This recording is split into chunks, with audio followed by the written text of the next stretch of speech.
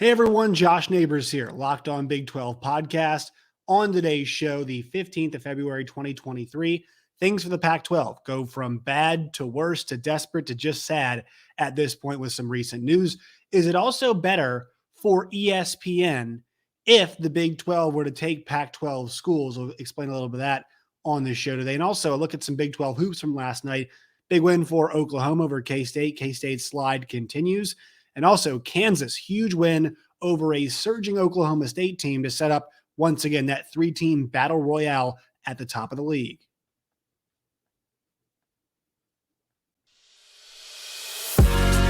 You are Locked On Big 12, your daily podcast on the Big 12 Conference, part of the Locked On Podcast Network, your team every day. Once again, Josh Neighbors here, Locked On Big 12 podcast. It is that 15th of February, 2023. We are brought to you all by the FanDuel Sportsbook, the number one sportsbook in America.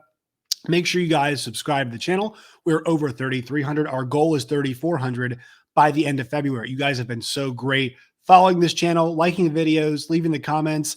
Always gives me a lot to think about. Appreciate that as well. Leave a comment letting me know what you all want to see on the show coming up here in the future as well. That is always appreciated. Make sure you guys find us wherever you get your podcast, Apple, Stitcher, Spotify, all those places.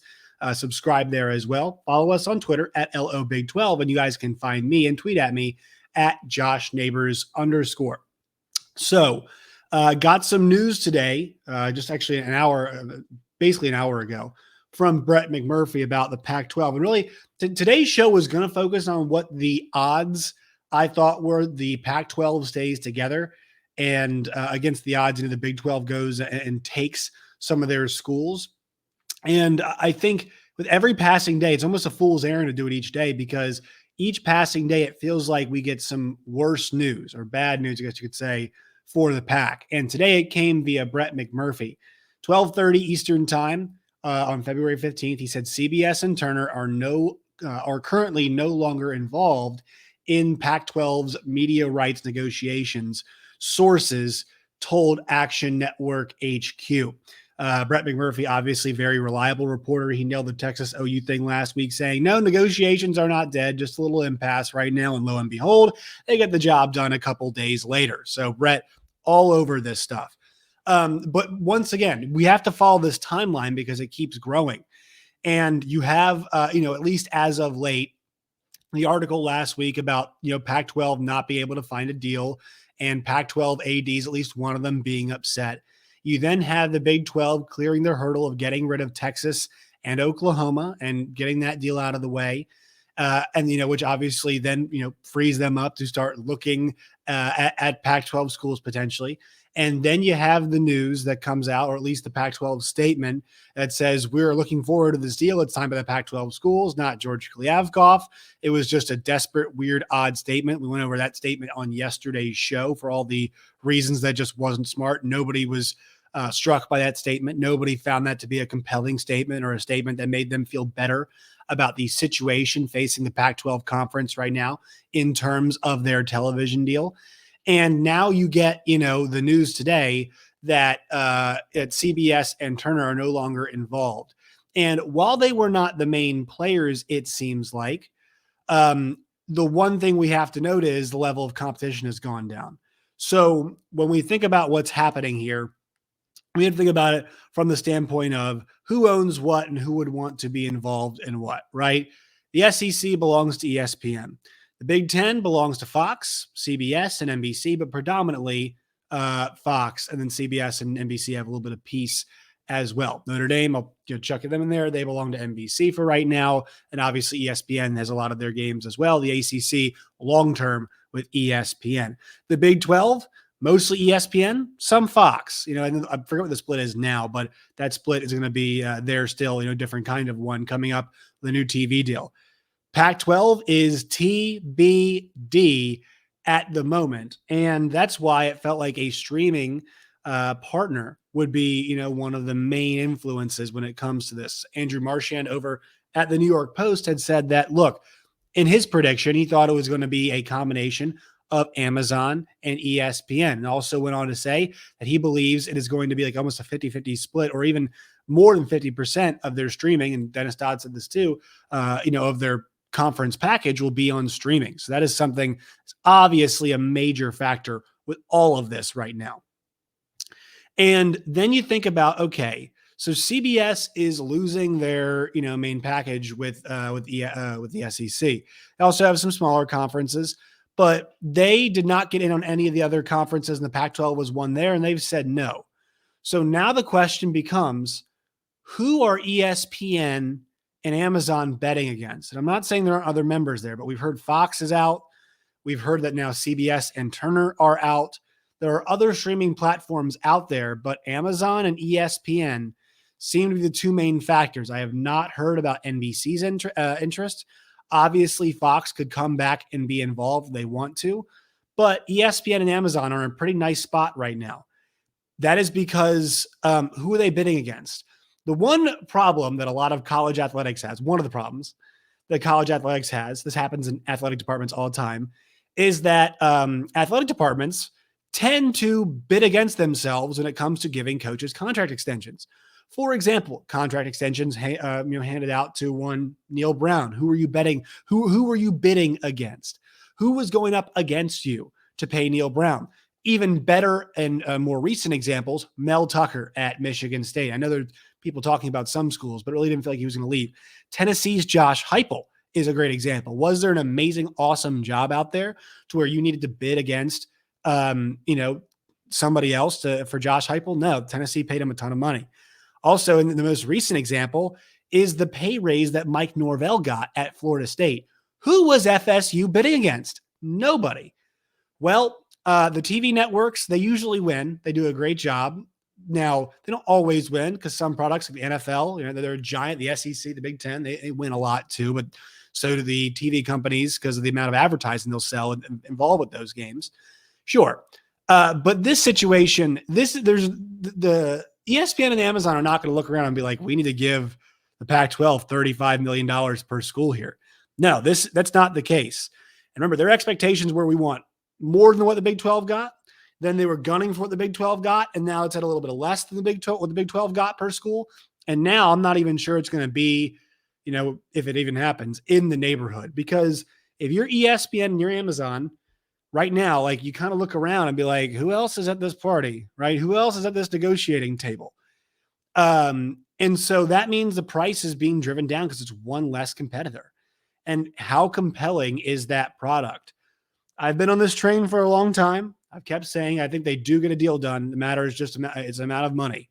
And we're going to see the true value the Pac-12 places on being together and still being the Pac and academic excellence, conference of champions, what the price is, because that price can basically be measured by whatever they make per school up against whatever the Big 12 is making per school. That is going to be the way you can measure this, because it sounds like there are avenues to where the Big 12, or if these schools want to go to the Big 12, it would be in the same neighborhood pay-wise. That's what it feels like.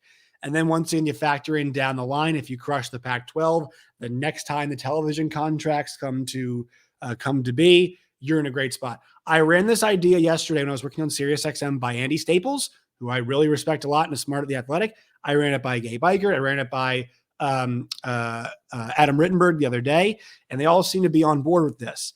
There is massive value in crushing the Big 12 or the Pac-12 conference.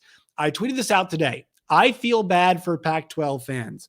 I feel bad for people who are fans of Oregon State and Washington State and ASU and Arizona and Utah and Colorado, because in the end of the day, a lot of you all, what you guys want to do is just watch your schools, watch them, compete at a high level and do as well as they can and make their way through this thing that we call college athletics. That's what a lot of us want. There is a lot of animosity that's built up between the Pac-12 and the Big 12. I think a lot of it is because comments that George Kliavkoff has made and the reaction is kind of, it's spurred on, right? The shopping comments, I think some of the attitudes maybe that have been, I think the attitudes from some of the Pac-12 folks in the top brass Some of them saying that the Big 12 took a big discount and it hurt their value because the Big 12 took a discount. Once again, I don't think the Big 12 took a discount. You guys might think the Big 12 schools are worth more than what they got, but I think the plan to get in early, to get the deal done for that price, it's a fair price. It's a good price per school. And also the way it undercut the Pac-12 is setting them up for future success. But I ran this idea by him. Hey, if you crush that Pac-12, if you get rid of them, there are three, and I'm going to keep saying this, guys, there are three conferences that will become available on the market in the next 10 years because ACC is locked up till 2036, right? SEC, Big 10, and the Big 12 are really the power conferences because zombie Pac-12, we're seeing it now, current Pac-12, but super zombie Pac-12 is not going to fetch the same amount the Big 12 has. It's just not. Also, the Big 12, what the offer they can make, and I'm going to get into this a little bit more here, is that they can be another conference that offers games in all four time zones. I've been correcting this before, but time slots, right? If you have ASU, if you have Arizona, if you have Utah, if you have Colorado, if you have BYU, you may offer games all the time, right? Or at least late at night. If you have UCF, when you have Cincinnati, when you have West Virginia, Iowa State, K-State. I know people don't love the Midwest part of this country. They don't love those early kickoffs, but they're good for television. A lot of times you're going to get to go on Big Fox with a lot of those games. It's important that we are on those big channels, right? Getting those big spotlights. So we have to factor that in there. But you're offering inventory all day long on a college football Saturday. You can offer games that start at noon, 11 Central, 3:30, 7, 7:30, 8, 10, 11. If you go all the way with some of the Pac schools, you've got a chance to offer games in all of these time windows. And I think the one big thing the Pac-12 is still hanging on to is some of that late night programming. That's still one advantage that they have. But we're seeing right now that late night programming is not of super high concern or value. If it were, a deal would have been done. Which brings me to this point about, does ESPN, is it better for them, maybe even Fox, maybe even Amazon, if the Big 12 were to take Pac-12 schools? All right. I'll get to that point in a second, but first, quick word from our sponsors. Today's show is brought to you all by the FanDuel Sportsbook. I know football season is over, but you guys can bet on the odds for next football season over at the FanDuel Sportsbook. And folks, it's super easy to sign up. All you guys have to do is just go to FanDuel.com/lockedon, and they'll give you guys a sign-up deal. I'm not sure what the new one is, but they'll give you guys a sign-up deal. I'll tell you guys what it is there. They had one for the Super Bowl. They'll usually match your bets as well. And also, that's where I'm getting my bread truck picks, guys. If you're not following me on Twitter, bread truck picks have been straight fire this season. After Saturday, I was 17-9-1 heading the day, 3-2 on the day. So we are 20-10-1 ATS. And I'm placing those wagers over at the FanDuel Sportsbook. Follow me if you guys want to at your own peril. Hopefully you've been following me all season. 20-10-1 on the year. So good result there with the bread truck picks. I get those odds from FanDuel Sportsbook, America's #1 sportsbook. Make every moment matter more with the FanDuel Sportsbook. So as I said, I ran that idea by the guys, the idea that, hey, isn't this true? You are one of the four conferences, or, four power conferences at that point, that are available. And also you're one of the three that become available in the next 10 years. Now, look, I think the ACC's got some more value than the Big 12 just because you've got Clemson and you've got Miami and you've got FSU and you've got Virginia Tech and you've got Virginia and you've got Duke and you have got, Carolina. There's just a lot of valuable brands that are in that league. Sure. But the Big 12 is going to make more money than them because of how long that TV deal is for a little while. And so I think that when they come to market, they might be kind of roughly in the same places just because of that. So the opportunity is there in the next 10 years. Who's going to market? It's Big 12, Big 10, and then I know the Pac-12 is right now, but in this scenario, Pac-12 would be no more, and also, or maybe just zombie Pac-12. Also, SEC is there as well. So that is the long-term investment. That is the long-term opportunity that the Big 12 could have here in this situation. And I think it's a good one. And this now brings it to where, is it better off for ESPN and company? Is it better off if the Big 12 absorbs Pac-12 schools? And here's what I'm saying. Here's the reason why I'm saying this. the Big 12 can become the one-stop shop for all of it. If you add those Pac-12 schools, the Big 12, like I mentioned, adds that late night programming. So if you're ESPN and you got the ACC and you've got the SEC, it's great, but still you have other places you have to fill and you have those networks you want to fill too. The Big 12 does a good job of giving you matchups to put on ESPN, ESPN2, ESPNU, ABC, and ESPN Plus. Because of the nature of a lot of the matchups, right? There is variety every single weekend. There are games that can go everywhere every single weekend. There are good fan bases that will obviously buy the ESPN Plus subscription, and there are going to be games like TCU and Baylor, like TCU, and I know Oklahoma's not there, but TCU and Texas Tech, both games were on Big Fox this year. Oklahoma State against BYU, things of that nature. You guys can put in a bunch of, if you're ESPN, you can put in all of these different time slots. And you add you add Utah and Baylor, you add them to the fray, right? Utah, Colorado, ASU, Arizona. You are now putting everything, that's the movie called Everything Everywhere All at Once. That's what the Big 12 can offer. Everything everywhere all at once. We can offer games in the morning, games in the evening, all kinds of obviously great basketball as well. And so what you do there is you're going to end up cutting out some schools of this situation, right? If you add Arizona State, if you add Utah and Colorado, and hell, maybe even you add Oregon and Washington on. Now, look, you're still not cutting out too much fat, so it's just two schools, Washington State and Oregon State there at that point. But also, I think the more schools you get together, I don't think the price is going to go up necessarily. I just think it's going to be more of a bargain because it's more of a one-stop shop. It's more teams, it's tons of inventory, and it's available at all those time windows. So as opposed to negotiating two deals, you're, let's just say the Big 12, what it's going to be, it's a 12-team league, and you have the Pac-12 10-team league, as opposed to 22 schools at 30, what is it? I mean, I'm not sure what the final values would be. 22 schools, and you're paying out $35 million a school. Maybe you can get, 16, and it's 22, 22 for 35. Maybe you get 16 for 30 million a pop, right? Or whatever it is. So that number goes down.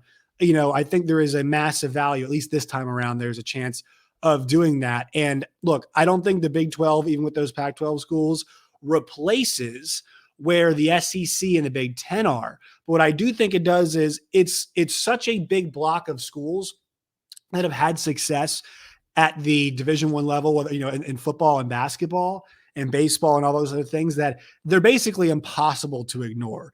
Like if Oregon and Washington join the Big 12, you cannot ignore a league that's got that many teams, right?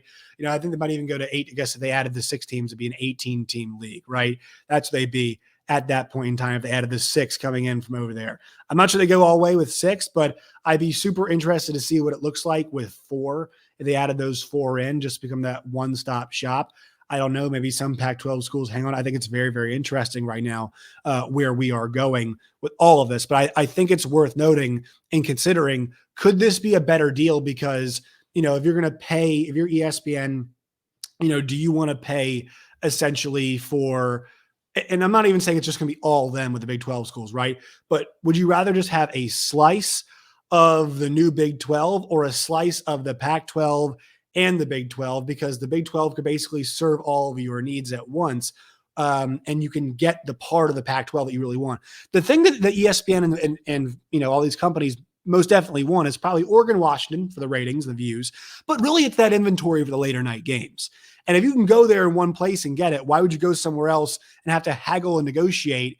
For once again, what is going to be a zombie conference, you wouldn't do it, unless it was a great deal to pay a lot less money and there's still inventory there that you want. But the Big 12 can basically just become a one-stop shop for all of that.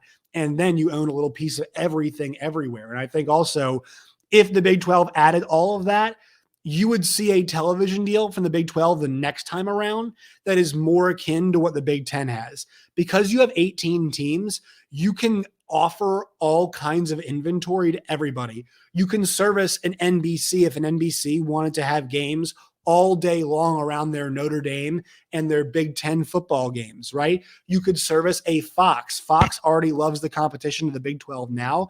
They're still available and they're still hearing this. You might say, hey, here's a little portion for Fox. If the streamers want to get involved because they've seen the success of ESPN Plus, and I think ESPN might take some inventory for ESPN Plus as well. But if the streamers want to get involved, maybe you give Amazon a piece, maybe you give CBS a piece for CBS Sports, CBS Sports, and Paramount Plus, right? You are in a position there to distribute all of these games because you've got so many schools and you've got them in so many places that everybody can get a piece of the action. And so maybe it's not, maybe it's not Fox and ESPN get all of it, but maybe it's 3 or 4 where you're involved, you're in business with all of these places because, you can offer something that they want. And look, maybe ESPN wants a couple big games and then they want a couple games just to put late night. Sure, great. Maybe Amazon comes in and says, excuse me, we want your big games. We'll pay extra for your big games. All right, sure. We'll service you. You'll definitely get some of our top tier picks when it comes to our conference. Fox says, all right, we want 3 or 4 games. We want 2 games a week that we can put around our coverage, or 1 game a week.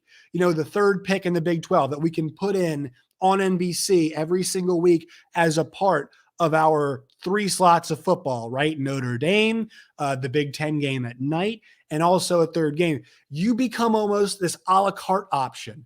And look, I hate to put it that way, but that's maybe the best future for this league, right? After being gutted, going that direction, that could be the best possible thing. You haven't been, instead of being pigeonholed in the Midwest, they've done a great job expanding. But I think Brett Yormark's vision is, not saying we share the same vision, but how do you not think that this is interesting as an a la carte option where, look, maybe somebody doesn't want to buy at all, right?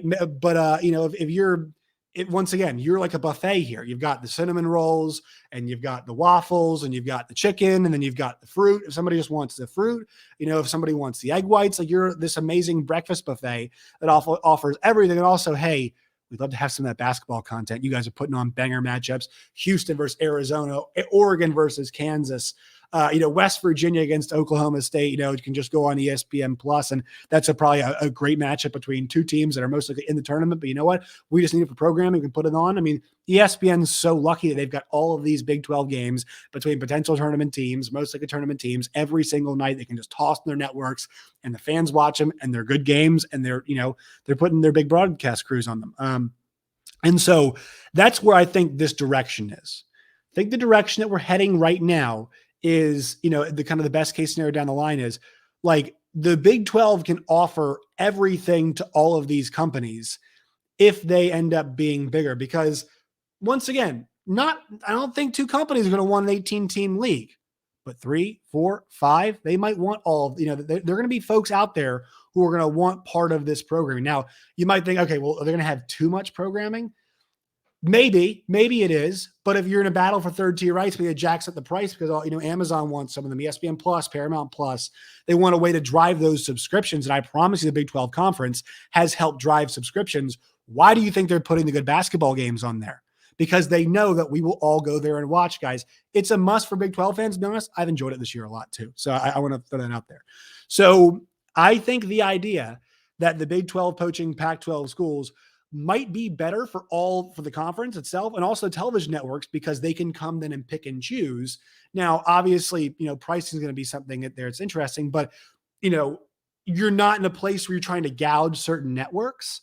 And I think that maintains really good relationships, keeps options open, and can be really healthy if you become this thing that offers something for a little bit, for everybody, like that buffet that I talked about. So I think it would be in TV networks' best interest and the Big 12's best interest if they could become a larger league with that.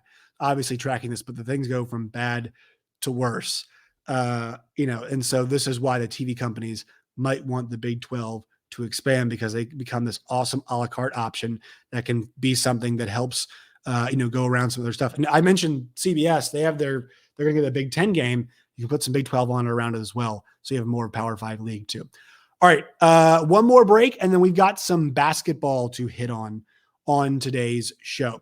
All right, let's get to it. Some hoops coming up right here. That break was for the audio listeners, by the way. Coming up right here, some basketball from last night, couple things. Number one, KU, big win over Oklahoma State. This win just pretty clearly gets them closer now to what I think a lot of us thought that we would get. And I've been basically saying that we're going to get this, so I'm glad that we actually got it, making good on my promises. We are getting that three-way battle royale atop the Big 12 conference, and now it has come to pass. 9-4, 9-4, 9-4 are Kansas, Texas, and Baylor. They all have remaining games against each other. And they've opened up a 1.5 game gap to Iowa State at this point in time, but it does not feel like Iowa State's in a position right now. They're going to make a pass at 7-6. It's K-State. They feel like they're on the way down. Oklahoma State's loss last night put them out of the picture, and TCU trying to get healthy. But I thought it was an impressive win last night from the way that Kansas got out ahead and then kept themselves ahead, especially in that second half. They're able to use a couple of nice runs to get themselves going in that game, and scoring, 87 points on a really good defense is super challenging, especially think about the fact they shot 54% from the floor, 36 from three, and another big night. Obviously for Jalen Wilson, as always, being in double figures, actually wasn't even that good last night, but I thought this is the best game that we've seen Grady Dick play. 26 points, 3 assists, 3 boards, 2 steals, just doing a little bit of everything last night. Dwan Harris was steadying the ship, 5 points, 9 assists. And then Kevin McCullough, they need more of this from him. I know he got banged up in the game. There were a couple guys, I think, guys who went down this game. But McCullough, his performance, 15 points on 6 of 9 shooting to go with 8 rebounds, had a massive impact on this game as well. So they did a great job on the defensive end. I know Oklahoma State was able to score a great night for Caleb Boone, but the offense on one side was just better. That was the big story in this game. The offense from Kansas was just better, and they're in the spot I think they belong, tied atop the league. And one more result, K-State continues to falter. It's been a rough go for them as of late.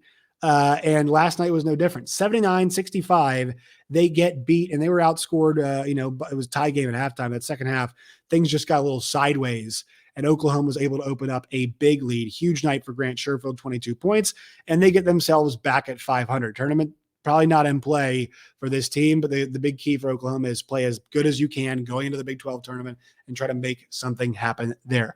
All right, that will do it for today's show. Make sure you follow us on Twitter at LOBig12. You guys can find me at JoshNeighbors_. So next time, my friends, as always, stay safe.